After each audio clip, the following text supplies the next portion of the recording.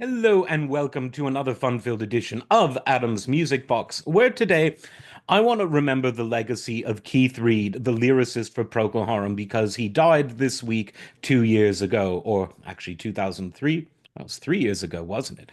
Or I don't really know. This isn't a show about counting. It's a show about music, and Procol Harum were one of my favorite bands. Now, Keith Reid was someone who didn't actually play an instrument or sing a note on a Procol Harum album, but he was part of every single one. He was considered a member of the band, kind of unique in the rock and roll world anyway.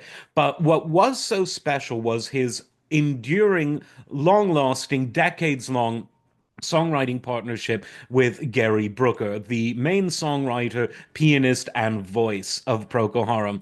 And when people talk about great songwriting duos, Liebert and Stoller, Rodgers and Hammerstein, Rodgers and Hart, Lennon and McCartney, etc., I really think that Brooker and Reid should absolutely be on that list because Procol Harum had so many wonderful songs.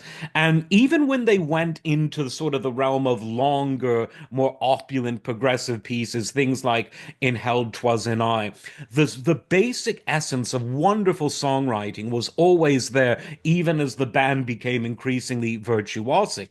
And even on their final album of their original sort of run, their original 10-year plus run, a great piece on that album, The Worm and the Tree.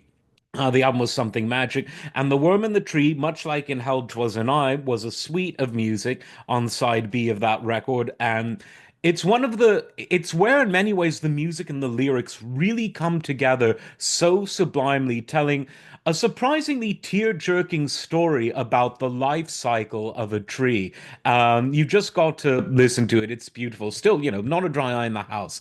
And across all of their albums, I mean, they really never put out a bad album except the ninth one. But that was a cover album, so an album of covers. So all of the stuff that was truly a Procol Harum album, they were wonderful. And of course, they were behind a hit that's still considered one of the biggest hits of all time, A Whiter Shade of Pale, whose interesting lyrics that are quite abstract, nevertheless paint a picture in the mind's eye that people can sing in their sleep even to this day. That song had staying power, but I really think that you should venture into their back catalog. Listen to, I don't know, every album is great. Grand Hotel is great. Broken Barricades is great.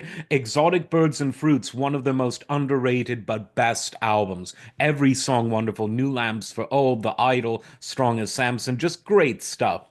Listen to it all and remember that great songwriting duo that isn't given the credit they deserve, even though they've produced such memorable and such wonderful songs. Truly a one of a kind band and a class act. As always, like, subscribe, and we'll see you next time. Take care.